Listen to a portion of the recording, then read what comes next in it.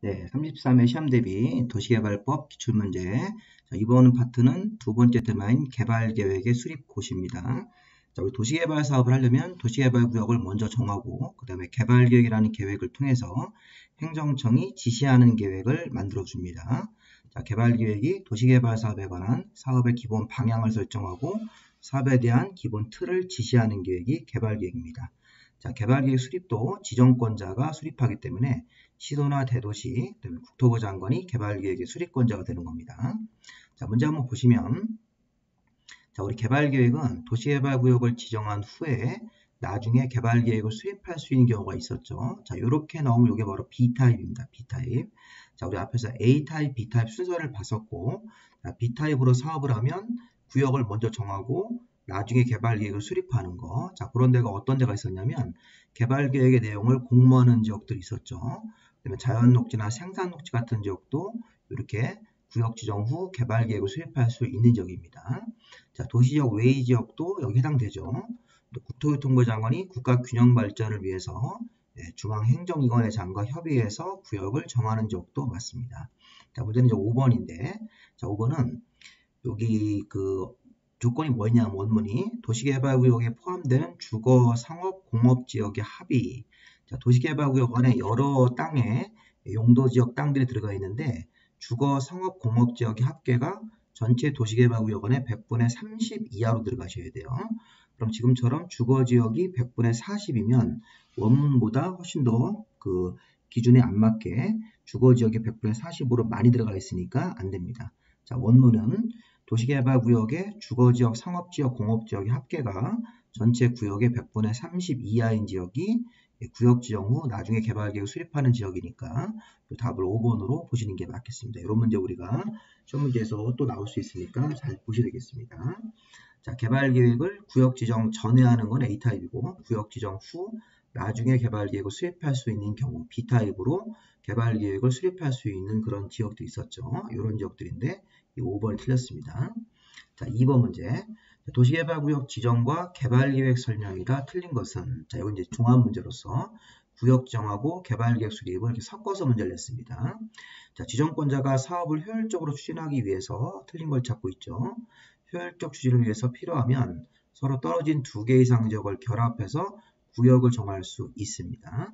결합한 이후의 면적이 10,000제곱미터 이상이 되어야 되고 도시개발구역은 분할도 할 수 있고 결합도 할 수 있습니다.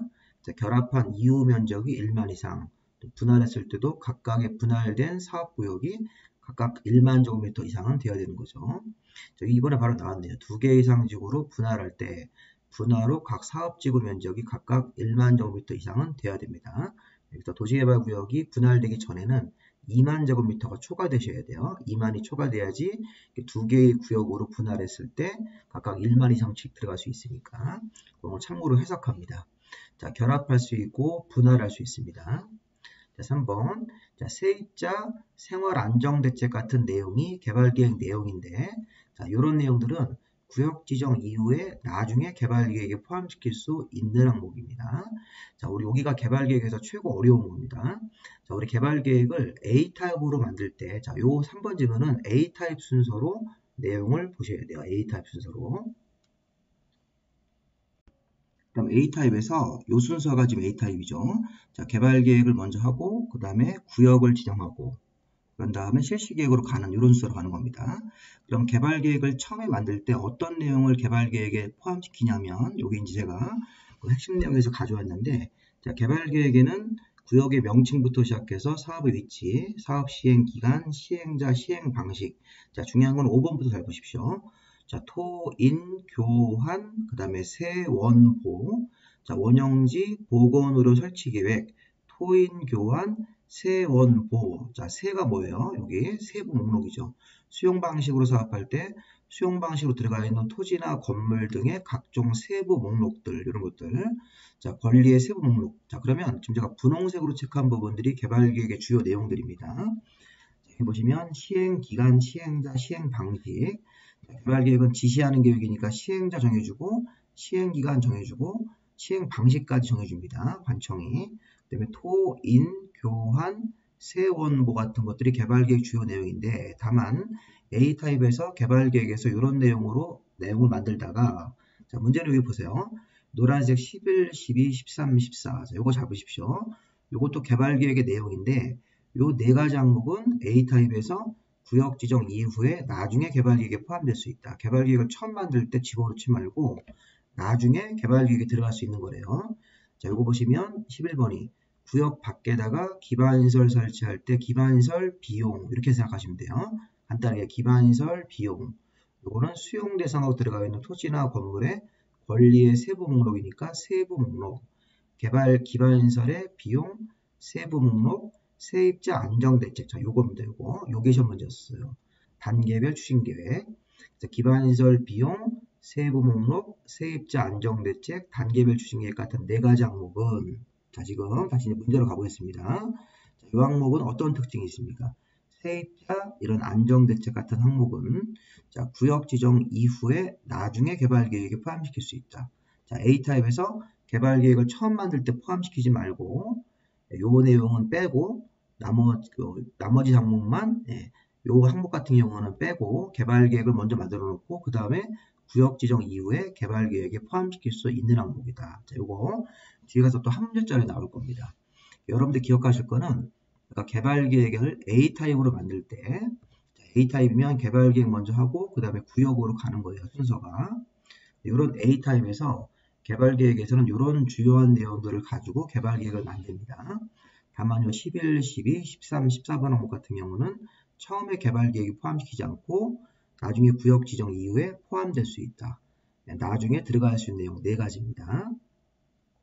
그래서 지금 보시면, 자, 문제로 가시면 여기 이제 3번이 옳은 내용입니다. 그래서 어제 설명이 좀 길었는데 세입자 주거 생활 안정대책은 개발계획을 처음 만들 때 포함시키지 않고 구역 지정 이후에 포함시킬 수 있습니다. 4번은 지방자치단체가 시행되면 환지 방식으로 개발계획 같은 거 만들 때 동의 필요 없는 거죠. 이건 앞에서 보신 질문들이 반복해서 나온 겁니다.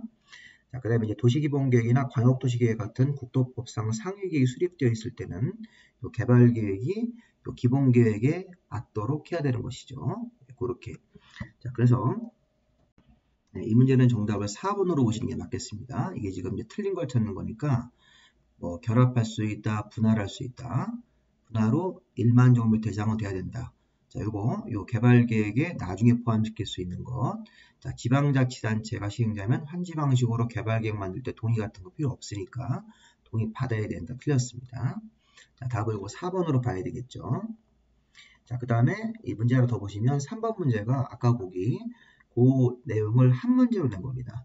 자, 구역 지정 후 나중에 개발계획에 포함시킬 수 있는 항목은, 자, 우리 좀 전에 개발계획 내용 중에 요거죠. 개발계획에는 원래 시행기간, 시행자, 시행방식, 토인, 교환, 세원보, 원형지, 보건의료 설치계획, 병원 만드는 계획, 원형지란 토지를 어디다 공급할 건지, 세원보인데 여기서 11, 12, 13, 14 요 네 가지 내용은 개발계획을 처음에 만들 때 포함시키지 않고 구역 지정 이후에 나중에 포함시킬 수 있다. 자, 외우실 때 이렇게 부른 거예요. 기반시설의 설치 비용계획, 기반시설 설치 비용계획, 세부 목록, 세입자 안정대책, 단계별 추진계획. 자, 그럼 여기서 우리가 이 환경계획, 재원조달계획 같은 거는 그런 항목이 아니고 요거죠. 기반시설 설치할 때 비용부담계획, 요게 바로 아까 네 가지 항목에 들어가는 거기 때문에 구역 지정 이후에 나중에 개발계획 포함시킬 수 있는 거 이거 3번입니다. 한번. 정답 3번으로 봐야 되겠죠. 자, 기존 건축물의 공작물에 관한 계획이나 뭐 문화시설 계획도 개발계획 내용인데 여기 네 가지 항목에 들어가는 구역 지정 이후에 나중에 개발계획 포함되는 것은 3번을 답으로 봐야 되겠죠. 자, 이 4번 문제가 제일 어려운 겁니다. 이 4번은 환지 방식으로 개발계획을 수립하거나 변경할 때 동의가 필요한 겁니다. 자, 환지 방식으로 개발계획을 수립, 변경 수립 같은 거 할 때는 동의. 아까 면적 3분의 2와 토지 소유자 총수 2분의 1 동의입니다. 자, 그런데 이게 경미한 변경을 할 때는 그 동의가 또 필요 없는 경우가 있습니다. 자, 환지 방식으로 개발계획을 만들어 놓고 바꿉니다.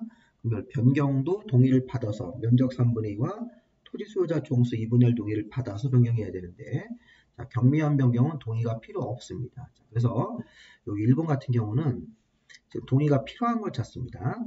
자, 원문이 이겁니다. 너비가 12m 이상 도로를 신설 폐지할 때는 자, 변경할 때 동의를 받아야 되지만 12m 미만일 때는 자, 변경 동의가 필요 없습니다. 동의가 필요한 걸 찾는 거니까 다시 한번 자, 이 문제 잘 보셔야 됩니다.